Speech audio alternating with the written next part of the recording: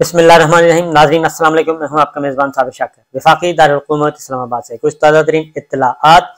Chairman NADRA जनाब तारिक मलिक साहब वो मुस्ताफ़ी हो चुके हैं, उनसे इस्तीफ़ा लिया जा चुका है। उसकी डिटेल स्टोरी जो मैं अपने मेन चैनल पे दे चुका हूँ, वो ज़रूर सुन लीजिएगा, क्योंकि वो एक गैर मामूली इस्तीफ़ा है, नॉर्मल इस्तीफ़ा नहीं है।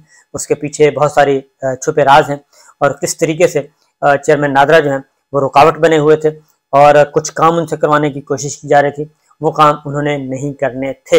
इसलिए जब वो रजिस्ट करते रहे और फिर वही हुआ जो चेयरमैन नैब आफ्ताब सुल्तान साहब के साथ हुआ। उन्हें बुलाया गया और उन्हें कहा गया कि जनाब, अगर आप हमारी ख्वाहिशात पूरी नहीं कर सकते तो फिर आप ये ओहदा छोड़ दें, क्योंकि हमने आपको ओहदा ये इसीलिए दिया था कि हम जो कुछ भी आपको कहेंगे वो आप करेंगे, खा वो सही है या गलत, ये मैटर नहीं करता होता पॉलिटिक्स में। लिहाजा आफ्ताब सुल्तान साहब ओहदा छोड़ के चले गए थे और जाने से पहले बता भी गए थे कि उनसे क्या क्या डिमांड्स की जा रही थी और वो इस तरह की डिमांड्स पूरी करने के लिए यहाँ नहीं आए थे और मैं अपना बुढ़ापा ख़राब नहीं करना चाहता, इसलिए वो चेयरमैन नैब का ओहदा छोड़कर चले गए।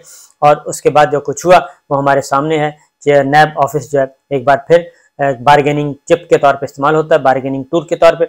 और अब की बारी इमरान खान, उनकी फैमिली नंबर एक ही फोकस किया हुआ है। इमरान खान, उनकी अहलिया, उनकी बहनें और उस्मान बुज़दार और ये सारे के सारे उनको टारगेट किया हुआ है। तो ये है आफ्ताब सुल्तान साहब का। और उसके बाद आने वाले चेयरमैन का यही कुछ हुआ चेयरमैन नादरा के साथ।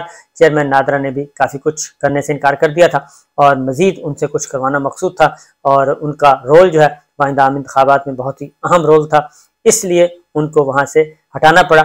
और फिर राना सनाउल्लाह साहब कहते हैं कि उनकी गिरफ्तारी, उनकी इस्तीफ़ा का ताल्लुक जो है चेयरमैन नादरा तारिक मलिक साहब के इस्तीफ़े का ताल्लुक आर्मी चीफ के डाटा लीक से नहीं है।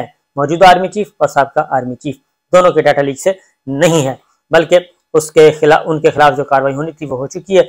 ये चेयरमैन नादरा का मामला कुछ और है और ज़ाहिर उनके खिलाफ मुकदमा भी दर्ज किया हुआ है और उनको कंट्रोल भी किया जाएगा, ऑब्जर्व भी किया जाएगा। हालांकि वो यूनाइटेड नेशन से एक बेहतरीन डॉलर्स में कमाई, डॉलर्स वाली तनख्वाह छोड़ के वो आए थे पाकिस्तानी रुपए में तनख्वाह लेने, काम करने आए थे। लेकिन ज़ाहिर है पाकिस्तान में सूरत हाल ऐसी है। और एक और भी बात बता दूं, ये सिर्फ चेयरमैन नादरा का नहीं, बल्कि मैं अब ये ज़ाती मालूमाती बुनियाद पर मैं आपको बता रहा हूँ कि हमारे जो बच्चे हैं, पाकिस्तान की फैमिलीज़ के बच्चे, जिनको बड़ी मुश्किल से, बड़ी मेहनत से पढ़ाया जाता है, वो अमेरिका जाते हैं, बरतानिया जाते हैं, पढ़ते हैं, तो वो उनको ज़ाहिर है हम समेत तमाम वालिदैन उनकी तरबियत ही ये करते हैं कि आपने आके पाकिस्तान की खिदमत करनी है, तो वो भी यही कहते हैं कि हम पाकिस्तान में आके खिदमत करेंगे। तो पिछले एक साल से ऐसे तमाम बच्चे जिन्होंने अपनी डिग्रियां कंप्लीट की, अब उनके वालिदैन कह रहे हैं कि जनाब आपने वापस नहीं आना, और बच्चे कह रहे हैं नहीं, फिर भी वो कहते हैं कि नहीं हालात ठीक हो जाएंगे। तो वालिदैन इतने डरे हुए हैं, वो कहते हैं नहीं बिल्कुल नहीं, यहाँ कुछ पता नहीं है। जिस तरीके से लोगों को घरों में उठाया जा रहा है और अभी तक ये सिलसिला चल रहा है कि जब चाहते हैं लोगों को उठा लिया जाता है, कोई पता नहीं चलता, किसी की शनाख्त नहीं होती कि कौन है, कौन उठाने वाला है, कौन नहीं है, किसी इंटेलिजेंस इदारे का, पुलिस का, FIA का, रेंजर्स का, ISI का, MI का, IB का, कुछ नहीं पता चलता, लिहाजा उठा के ले जाते हैं और यहाँ पे कोई पुरसान हाल नहीं है। लिहाजा अब वालिदैन बच्चों को कह रहे हैं कि नहीं बच्चों आपने वापस नहीं आना, आपका मुस्तकबिल जो है इस कम अज़ कम पाकिस्तान में नहीं है जहाँ पे हम रुस्वा हो रहे हैं। तो ये अलार्मिंग सिचुएशन है। इसलिए मैं अरबाब इख्तदार से ये ज़रूर कहूँगा कि ज़रा सोचें, ख़ास तौर पर पिंडी के मकीनों से, पिंडी के हुक्मरानों से ये कहूँगा कि जनाब सोचें कि हम किस तरफ जा रहे हैं और हमने एक छोटे से सियासी फ़ायदे के लिए, एक सियासी जमात को क्रश करने के लिए, एक सियासी रहनुमा को क्रश करने के लिए हमने अपने पूरे मुल्क का माहौल क्या बना दिया है। ये सारे काम अच्छे तरीके से भी हो सकते थे, लेकिन हमने ऐसा नहीं किया। बहरहाल एक तरफ ये है, दूसरी जानिब चौधरी परवेज़ इलाही साहब, क्योंकि मसला ये है कि हम हर सूरत में जो हमारे हुक्मरान 14 जमाती, 15 जमाती हुक्मरान इत्तेहाद और उनके सहूलतकार हर सूरत में ये चाहते हैं कि जनाब इलेक्शन का रिजल्ट उनकी पसंद के ऐन मुताबिक आए, और उसमें उनके अपने ज़ाती मामलात हैं, ज़ाती इख्तदार और इख्तियार की जंग है। और ये कोई किसी इदारे का मसला तो है नहीं, आपस की बात है। ये तो इदारे की भलाई का काम होता तो फिर नवाज शरीफ साहब और मरीम साहबा और फिर ख्वाजा आसिफ साहब, राना साहब, क्या जावेद लतीफ़ साहब, क्या इन लोगों से आप लोगों की सलाह होनी थी? क्या इन लोगों ने कभी पाकिस्तान के इदारों की कभी भलाई की बात की है? तो सूरत हाल यही है कि ये मसला नहीं है, मसला ज़ात से, अपनी नाक से शुरू होता है, अपनी नाक पे ख़त्म हो जाता है। इसलिए आज पाकिस्तान जो है वो तरक्की याफ्ता ममालिक की सफ़ में शामिल नहीं है, बल्कि तरक्की पजीर और डिफॉल्ट होने के इंतहाई करीब पहुंचने वाला मुल्क है। और ये हम नहीं कह रहे, खुद वजीर खजाना कहते हैं कि दिसंबर तक हमें कोई खतरा नहीं है डिफॉल्ट होने का। तो दिसंबर के बाद तो भाई उम्र पड़ी है, तो दिसंबर के बाद क्या 4 महीने की ये मुल्कों का हाल होता है कि 4 महीने की खबर दी जाए कि 4 महीने तक डिफॉल्ट का कोई खतरा नहीं है, और 4 महीने बाद क्या होगा कुछ पता नहीं है। ये मामला चल रहे हैं। बहरहाल दूसरी जानिब गिरफ्तारियों का सिलसिला, छापों का सिलसिला बदस्तूर जारी है और जुल्म सितम भी जारी है। हमारे चौधरी परवेज इलाही साहब नायब वजीर आजम रह चुके हैं, 2 दफ़ा वजीर आला पंजाब रह चुके हैं, स्पीकर असम्बली रह चुके हैं और इंतहाई वज़ादार आदमी। कल उनको जिस हालत में लाया गया और उन्होंने खुद उनकी तारीख थी, जब वो खुद आए तो उनकी हालत देख के अंदाज़ा लगा सकते हैं। मैंने आपको पहले भी खबर दी थी और ट्विटर पे कुछ दोस्त नाराज़ भी हुए थे, तो वो खबर बिल्कुल 100% दुरुस्त निकली। और मैंने 6x6 का कहा था, तो चौधरी परवेज इलाही साहब ने बताया कि वो इतना छोटा सेल है, काल कोठड़ी है, कि जहाँ पे मैं टांगे सीधी करके लेट नहीं सकता, यानी इतना तंग है कि मुझे टांगे फोल्ड करके लेटना पड़ता है। इससे आप अंदाज़ा कर सकते हैं कि वो 6x6 का भी नहीं है, बल्कि इससे भी छोटा कमरा है। उससे भी छोटा कमरा तो नहीं होना कहते, काल कोठड़ी कहते हैं, जिसमें उनको रखा गया है। और मसला सिर्फ एक ही है। और ऐसे हालांकि वो मैंने बताया नायब वज़ीर आज़म, 2 दफ़ा वज़ीर आला, 2 दफ़ा स्पीकर, बहुत इंपॉर्टेंट ओहदों पे रह चुके, और उनके खिलाफ अभी इल्ज़ाम है, वो सज़ा भी नहीं उनको हुई, तो एक जुडिशल रिमांड पे है। जुडिशल रिमांड पे भी उनको ऐसी बदतरीन जगह पे रखा हुआ है, ऐसी बदतरीन जगह पे जो इंसानी हकूक़ के भी मुनाफी है। उन्होंने खैर सारी बात बता दी। तो ये है सिचुएशन, और पंखा भी नहीं है, पंखा है, दिल करता है चलता है, दिल करता है नहीं चलता। उनकी हालत ही बता रही थी।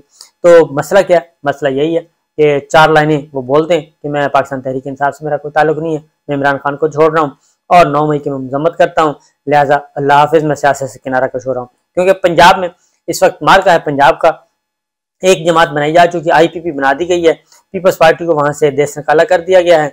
अब मुस्लिम लीग नवाज जो है उनको चैलेंज करने वाला कोई नहीं होना चाहिए। इसलिए ये पहला मौका है। मैं आपको हैरानी की बात बताऊं कि ये पहला मौका है कि हमारे सहाफ़ी, कुछ सहाफ़ी जो गिरफ्तार हुए, उनको ये कहा गया कि आपने मरीम साहबा के बारे में और नून लीग को तनकीद का निशाना नहीं बनाना। ये इंटेलिजेंस इदारे कह रहे हैं, इंटेलिजेंस इदारों की तरफ से ये कहा गया कि आपने ये काम नहीं करना। तो जब ये चीज़ें इस हद तक हो जाएं, मैनूवरिंग इस हद तक की जाए, तो आप खुद सोच लें कि नतीजा क्या निकलेगा। बहरहाल ये परवेज इलाही साहब ने सारी बात बता दी, तमाम तर हालात की मुश्किलात के बावजूद। और हो क्या रहा है? हो ये रहा है कि अभी भी काबीना में तौसी और कलमदान तकसीम किए जा रहे हैं। आखिरी बजट पेश किया गया, लेकिन कलमदान तकसीम किए जा रहे हैं, और कलमदान तकसीम किए गए नए मुआवनीन और मुशीरान को वफाकी वज़रा का दर्जा दे दिया गया है। होंगे वो स्पेशल असिस्टेंट, लेकिन होगा वफाकी वजीर के बराबर, वफाकी वज़रा का दर्जा दे दिया गया। मुआवन खुसूसी बराए एहतसाब जनाब इरफान कादिर साहब, हमारे बहुत अच्छे दोस्त, उनको भी वफाकी वजीर का दर्जा दे दिया गया, उनको मुबारक हो जी। शेख रहील असगर, उनको मुशीर काबीना डिवीजन बना दिया गया, वो भी वफाकी वजीर होंगे। और जवाद सोहराब, इनको भी मुआवन खुसूसी बनाया गया है, और उनको भी बराए वजीर आजम, मुआवन खुसूसी बराए वजीर आजम का दर्जा दिया गया, और इनका भी दर्जा जो है वफाकी वजीर के बराबर होगा। तो काबीना में मुसलसल तोसी भी की जा रही है, ओहदे भी तकसीम किए जा रहे हैं। और एक और बड़ी गिरफ्तारी हुई और फिर रिहाई भी होगी, और वो हैं सदर डोनाल्ड ट्रंप, अमरीकी सदर। वो उनको गिरफ्तार किया गया और उन पर फर्द जुर्म आयद की गई। फर्द जुर्म सेहत जुर्म से उन्होंने इनकार किया और उसके बाद उनको रिहा कर दिया गया। तो ये भी एक सिलसिला चल रहा है, क्योंकि प्रेसिडेंट ट्रंप के साथ भी वही कुछ हो रहा है जो इमरान खान साहब के साथ हो रहा है। क्योंकि प्रेसिडेंट ट्रंप जो है आइंदा सदारती उम्मीदवार हैं, और उनको सदारती उम्मीदवार से वो उनके मुखालफिन कहते हैं, वो खुद कहते हैं कि उनके मुखालफिन जो उनको बाहर रखना चाहते हैं, विद इन पार्टी भी और अदरवाइज भी। तो लिहाजा उन पर भी मुश्किल वक्त आया हुआ है, और आजकल वो भी इमरान खान साहब की तरह नरगे में हैं, और वो कभी गिरफ्तार हो जाते हैं, कभी छोड़ दिया जाता है। फर्द जुर्म उनके पीछे पीछे है, और फर्द जुर्मायत कर दी गई, उन्होंने इनकार कर दिया। साबिक गवर्नर खैबर पख्तूनख्वा गवर्नर शाह फरमान शाह, उनके घर पे भी छापा मारा गया, और उनकी गाड़ियां जो हैं वो तहवील में ले ली गई हैं, लेकिन वो खुद नहीं मिले। वहाँ पे काम शुरू हो चुका है, क्योंकि अब वहाँ पे press club, Peshawar press club जो उसको आबाद करना मकसूद है, और वहाँ पे पाकिस्तान तहरीक इंसाफ को फारिग करना भी मकसूद है। चौधरी परवेज इलाही साहब ने एक और बात भी कही, उन्होंने कहा कि मुझे ना ही मिलने दिया जा रहा है और ना ही मुझे दवाइयाँ दी जा रही हैं, और दूसरा ये कि जब मेरी तबीयत ख़राब हुई तो अभी जो कार्डियोलॉजी इंस्टीट्यूट ऑफ कार्डियोलॉजी था PIC, उन्होंने ये कहा था कि आपके मज़ीद टेस्ट होने हैं, लेकिन जेल हुकाम जो हैं, जो उनके साथ लोग थे, वो फौरी तौर पर उनको वापस ले गए और उनका पूरा चेकअप भी नहीं होने दिया गया। इसी तरीके से एक और दिलचस्प आपको बता दूं, और लड़ाई हुई है जी कि सेनेट में बहरामन तुंगी के रिमार्क्स पर हंगामा हो गया और PTI के अरकान ने शोर शराबा मचाया। लेकिन पहले सेनेटर वकार मेहदी और सेनेटर सैफुल्लाह अबड़ो के दरमियान हुआ, क्योंकि इस साल हमारे 1 लाख गधे जो हैं वो बढ़ गए हैं 2000 पिछले 1 साल के अंदर अंदर, जब से ये रजीम चेंज हुआ है 1 लाख गधे बढ़ गए हैं, घोड़े नहीं बढ़े, खच्चर भी नहीं बढ़े, और ऊँटों की तादाद में भी इजाफा नहीं हुआ। तो पाकिस्तान तहरीक इंसाफ ने इस पे किया, कहा गया कि 1 साल के दौरान गधों की तादाद में इजाफा हुआ है। सेनेटर वकार मेहदी ने कहा, उन्होंने कहा जी असल में ये गधे 2018 में पैदा हुए थे, लेकिन गिने अब गए हैं। हालांकि ऐसा नहीं है, ये पिछले साल ही पैदा हुए थे और पिछले साल की ही ताज़ा तरीन तादाद है। तो खैर PTI और उनके दरमियान आपस में हुआ, लेकिन डिप्टी चेयरमैन सेनेट ने गधे की पैदाइश के अल्फाज जो हैं वो हज़फ करवा दिए और कार्रवाई से, लिहाजा ये सिलसिला चल रहा है। एक और ख़बर भी ले लें कि लाहौर हाई कोर्ट ने पाकिस्तान तहरीक इंसाफ के पंजाब से ताल्लुक़ रखने वाले तमाम अरकान कौमी असम्बली के इस्तीफ़े जो हैं, जो स्पीकर कौमी असम्बली ने मंजूर किए थे, उनको रद्द कर दिया था। और हाई कोर्ट ने फैसला दिया था कि ये इनके इस्तीफ़े जो हैं उनको रिकन्सिडर किया जाए, और जो अरकान कहें कि हमने इस्तीफ़ा नहीं दिया उनकी रुकनीत बहाल तस्वर की जाएगी, और जो कहेंगे कि हमने इस्तीफ़ा दे दिया वो ज़ाहिर मुस्ताफ़ी तस्वर होंगे। लेकिन स्पीकर कौमी असम्बली ने हाई कोर्ट का ये फैसला तस्लीम करने के बजाय इस फैसले को कर दिया चैलेंज, और अदालत ने PTI मेंबर कौमी असम्बली और दीगर फरीकैन को 21 जून का नोटिस जारी कर दिया गया, और अदालत ने अटॉर्नी जनरल पाकिस्तान को भी मामनत के लिए बुला लिया है, क्योंकि स्पीकर कौमी असम्बली का कहना है कि ये इस्तीफ़े जो हैं वो उन्होंने मंजूर किए हैं और उनका ये इस्तेहकाक है, इख्तियार है, और इस मंजूर करने के मामले को, इस्तीफ़े को अदालतों में चैलेंज नहीं किया जा सकता। ये पार्लिमान के अंदर के मामलात की मुदाखलत तस्वर किया जाएगा। लिहाजा स्पीकर ने कानून के मुताबिक 17 जनवरी को वो कहते हैं कि बाकी मेंबरान के इस्तीफ़े मंजूर किए थे, जो कि दुरुस्त थे, और इसलिए सिंगल बेंच ने जो फैसला दिया है वो दुरुस्त नहीं। इसलिए जी सुप्रीम कोर्ट ने जो स्पीकर कौमी असम्बली ने जो अपील फाइल की थी उस पे नोटिस इशू हो गए हैं, और सिंगल बेंच का जो फैसला है उसको फिलहाल रोक दिया गया है। ये हुआ है सूरत हाल, मुअत्तल कर दिया है और अब नोटिस जारी कर दिए हैं। तो दोबारा से ये केस सुना जाएगा और डिवीजन बेंच सुनेगा, 1 से ज़्यादा जजेस होंगे, वो सारे सुन के और उसके बाद फैसला करेंगे। तो मामला जूं का तूं है। अब अमरीकी महकमा खारजा के तर्जुमान ने भी वाज़ेह तौर पे दोबारा से कह दिया है कि वो पाकिस्तान की सूरत हाल पे नज़र रखे हुए हैं, और फौजी अदालतों में जो मुकदमात चलाने का प्लान है सिविल हुकूमत का, सिविलियन के खिलाफ फौजी अदालतों में मुकदमात, वो दुरुस्त नहीं है। लिहाजा इसको रिकन्सिडर किया जाए, और सिविलियन के जो मुकदमात हैं वो सिविलियन अदालतों में ही चलते हैं, फौजी कानून के तहत फौजी अदालतों में उनके मुकदमात नहीं चलते। ये मामला अब पहुंचा हुआ है अमेरिका के ईवानों में भी और बाकी जगहों पे भी। इमरान रियाज खान के हक में दुनिया भर में एहतजाज हो रहा है, और अब ओवरसीज़ पाकिस्तानी इस अलम को बुलंद किए हुए हैं, इमरान रियाज खान की रिहाई और शहीद अरशद शरीफ के कातलों का सुराग। ये न सिर्फ ये बल्कि इंटरनेशनल सहाफ़ती तंजीमें जो हैं बैनुल अक़वामी, वो भी मैदान में आई हुई हैं, और वो भी मुतनब्बे कर रही हैं कि जनाब पाकिस्तान में सहाफ़ियों का जीना दूभर हो गया है और इसके लिए आवाज़ उठाई जाए। तो ये थी अब तक की इत्तलात। इजाज़त दीजिए, अल्लाह हाफ़िज़।